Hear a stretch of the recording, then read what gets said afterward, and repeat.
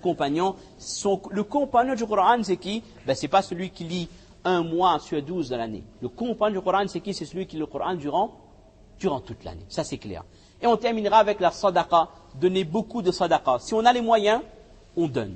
Si on n'a pas les moyens, on donne quand même. On donne en fonction de ce qu'on a. On n'est pas obligé de donner 1000 euros de sadaqa. Si on a, alhamdulillah. Taïb, si on n'a pas, on donne 1 euro. On donne ce qu'on peut. Mais le simple fait de montrer à Allah que je donne dans ton chemin, ça c'est un signe de rapprochement. Et Allah, vous savez que lorsqu'un être humain se rapproche d'un pas vers Allah, Allah se rapproche deux pas vers lui. Le hadith est connu. Montrer à Allah Azza wa Jal qu'on a envie de se rapprocher de lui et Allah Ta'ala va nous accepter et va nous donner tawfiq, va nous accepter pour accomplir encore plus et encore plus de bonnes actions. Et parmi les meilleurs sadaqas qu'on peut faire de ce mois de Ramadan, c'est quoi?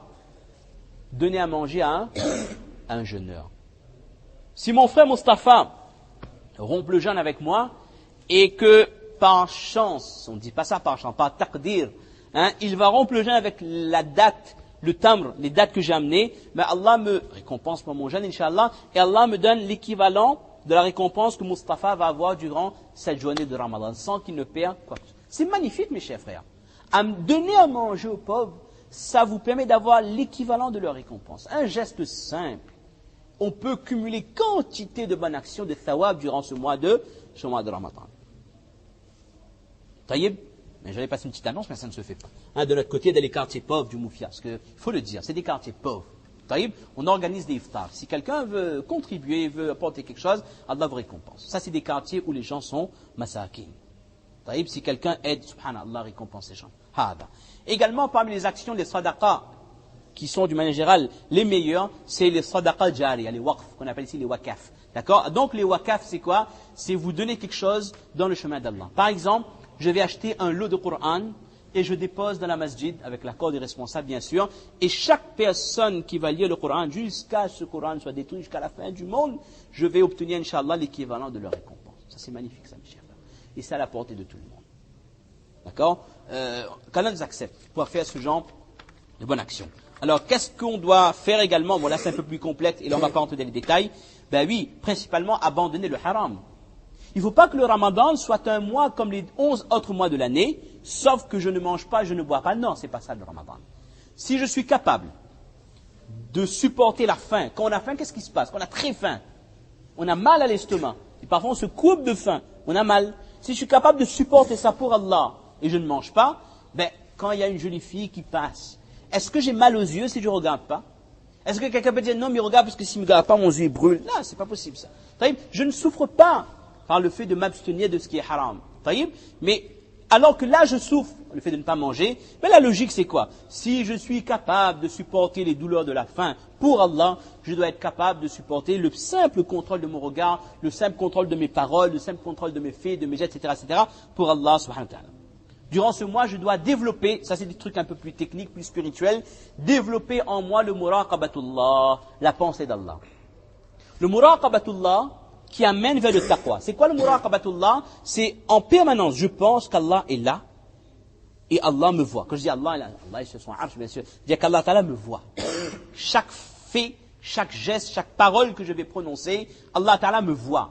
Et si j'intériorise ça, cela va déboucher vers la taqwa, la crainte de Dieu. Cela va déboucher vers le ihsan, le plus haut degré de foi, où j'ai une relation permanente avec Allah. Je suis persuadé qu'Allah me voit, qu'Allah me regarde. Et si j'en suis persuadé, je ne vais pas accomplir le péché. Si quelqu'un sait qu'il y a des caméras dans toute la rue Maréchal Leclerc, pas comme en Angleterre où il y a 5000 km², mais qu'il y a des caméras partout, ben celui qui veut voler un petit truc ou autre chose, je parle des brigands, ils ne vont pas le faire, il y a une caméra. Là, on doit être conscient qu'Allah me voit de manière...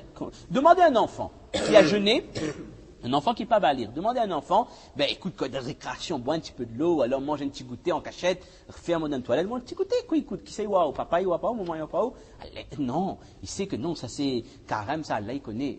Instinctivement, c'est la réponse qui sort. Mais si instinctivement je suis conscient que je ne peux pas, maintenant si je passe Saint-Pierre après de Monsier, maxi pain au chocolat, j'ai faim, j'ai envie de manger, d'accord? Je ne vais pas le faire.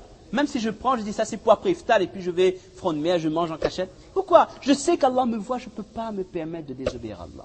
Mais pareil, si je suis conscient qu'Allah me voit, mes chers frères, cette prise de conscience doit être générale toute l'année et pour tous les péchés. Quand il vient et fait moi la bise, je vais être capable de dire, je suis musulman, je ne peux pas me permettre de faire telle chose. J'ai un contrat à l'échange, je peux gagner de l'argent avec l'intérêt ou de manière illicite, je dois être capable de renoncer à ça, etc., etc. Donc c'est quelques points qu'on doit essayer de développer. Ça c'est plus spirituel, je dois contrôler mon nafs, je dois avoir la pensée d'Allah d'une manière permanente qui va déboucher vers le taqwa et qui me permettra d'abandonner totalement le haram. Donc parmi les choses qu'on a dit qu'on doit éviter, ça on l'a brassé assez large, les péchés d'une manière générale, perdre du temps. Grande question. Moulissa, est-ce que j'ai le droit de regarder France-Norvège durant le mois de Ramadan? Déjà c'est un match amical. Elle dit oui, mais il a 2 réunions, ça a joué. Déjà, c'est un match amical. Et deuxièmement, on ne va pas rentrer dans les maslas en détail, regarde de football, regarde pas, non direct, non différé, le Bougna short, le Bougna pas short, etc., etc. Je ne vais pas rentrer dans ces détails. Je ne suis pas capable, je n'ai pas les compétences pour discuter du masla. Et peut-être que je ne le mets pas en pratique aussi. Mais, là où on veut en venir, c'est quoi? C'est que, dans ce mois, chaque minute est importante. Je ne peux pas me permettre de dépenser 90 minutes de mon temps pour quelque chose de mondain, de futile, alors que c'est le Ramadan. Sachant que c'est peut-être mon dernier Ramadan, personne ne sait, wallahu a'lam. C'est des moments extrêmement importants. Le musulman serait profondément ingrat si le soir il allume sa télé, il perd 90 minutes pour regarder, et cela, l'handicap, c'est le fait qu'il ne pourra pas se réveiller tout pour tahajjud. C'est vraiment qu'on n'a rien compris. Il y a 2 ans, il y avait Coupe du Monde de rugby, il y avait France-Nouvelle-Zélande. C'était en demi-finale. Ah, j'avais envie de regarder, subhanallah. Dieu, ça crase le nafs de ne pas regarder. Il y avait un bar au-dessus de chez moi, j'entendais tous les essais. Ils criaient, ils tapaient sur la table. Ils disaient, voilà, yes. Mais ça, c'est un mujahada aussi. C'est-à-dire que comprenons que dans le mois de Ramadan, PSP, on arrête. MSN, on arrête. FB, Facebook, on arrête. Football, d'une manière générale, tout ce qui nous fait perdre du temps, on arrête. Je n'ai pas dit que c'est haram. On pourra reprendre tout ça après, d'accord? Mais dans le mois de Ramadan, on fait une parenthèse sur tout ça. On consacre l'essentiel du temps dans l'adoration d'Allah subhanahu wa ta'ala. Et notre objectif, avant de passer à l'objectif, la 3e chose qu'on doit éviter, c'est attention à la langue. Regardez dimanche après Zohar, regardez ce qu'il y a, l'aile droite, l'aile gauche. Venez ici, Masjid Sani, après Zohar. Vous avez au moins 30 personnes à droite, 30 personnes à gauche qui sont en train de parler, blablabla, blablabla, blablabla. Parce qu'ils ne mangent pas, donc ils parlent. Mais mes chers frères, ça c'est du temps perdu, ça. Et d'une manière générale, si on a quelque chose à dire à quelqu'un, on va lui dire. Mais d'une manière générale, quand on s'assoit pour parler, pour causer, là, dans 90%, on finit par parler sur les gens. C'est difficile. Avant, c'était l'habitude des femmes, ça. Papoter, panchat, parler de qila wa qal. Maintenant, les hommes aussi, sont atteints par cette maladie. Donc, on fait attention. Contrôler sa langue. Vaut mieux se taire vraiment que de dire n'importe quoi. Vaut mieux se taire que de dire quelque chose même de futile. Dans le mois de Ramadan, je fais en sorte de ne pas m'asseoir dans les assemblées où on parle. Si c'est pour parler de dîn, oui. Mais autrement, je garde ma langue plongée dans le dhikr d'Allah subhanahu wa ta'ala. Et on n'oublie pas que mon objectif, c'est quoi? C'est pas de faire péter pendant 30 jours et puis relâcher complètement. Non.